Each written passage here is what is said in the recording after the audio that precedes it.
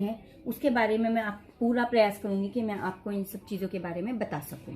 अब बात आती है कि कई बार ऐसा होता है, भाषा वो भी होती है, जैसे मैंने अभी आपको बताया कि सांकेतिक भाषा होती है, लिखित रूप में भाषा भी होती है। एक भाषा होती है अध्वन्यात्मक भाषा। अब ये कौन सी भाषा होती है? अध्वन्यात्मक भाषा वो भाषा होती है जो हम बिना किसी को बोले अपने आप से स्वयं से बात करते चले जाते हैं। जैसे कभी हम बात करें ऑफिस में, स्कूल में, घर में, सोसाइटी में, कहीं हम वर्क प्लेस पे बैठे हैं या घर में कोई काम कर रहे हैं, सबकी बातें सुन रहे हैं, लेकिन हम उस टाइम बोलते नहीं, अपने मन में अंदर अंदर सोचते हैं उस चीज को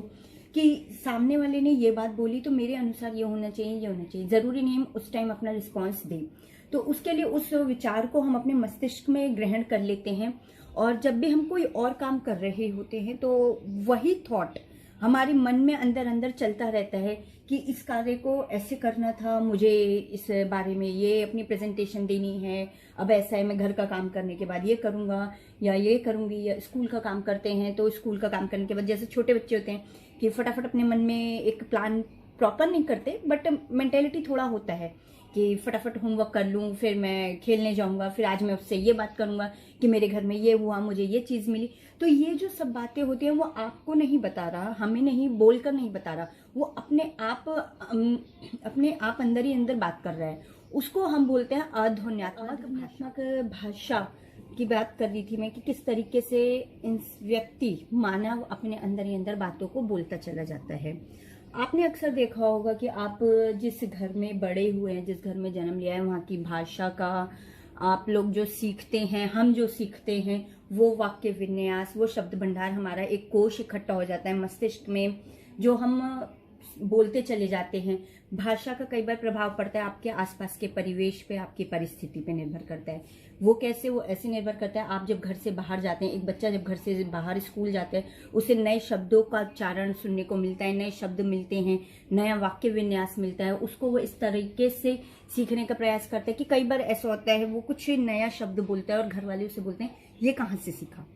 तो वो बच्चे ने बाहर जाके एक नया शब्द भंडार, नई शैली सीखी, नया वाक्य विन्यास सीखा उसने, ताकि उस चीज को वो नए अपने कोश में, मस्तिष्क में इकट्ठा करे और भविष्य में भाषा का उपयोग करते हुए वो उसका प्रयोग करता है। अब बात आती है, ये तो घर की बात हो गई, लेकिन आपने देखा है कि एक ही शहर में रहते हुए अलग अलग घर, अलग अलग work place, offices, school, college, office, सब जगह में बहुत सारे लोगों की अलग अलग भाषा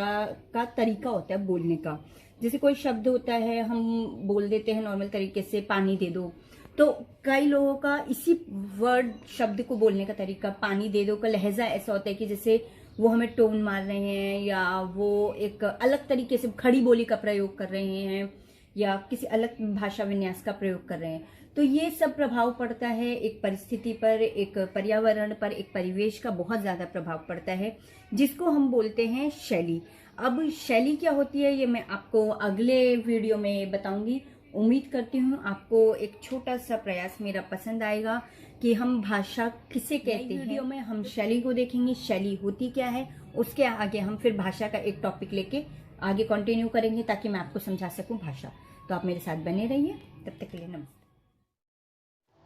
आप मेरे साथ जुड़े रहने के लिए मेरे Facebook page happy mind and creation में भी जुड़े रह सकते हैं, मेरे यूट्यूब चैनल पर भी जुड़े रह सकते हैं, जिससे आपको नई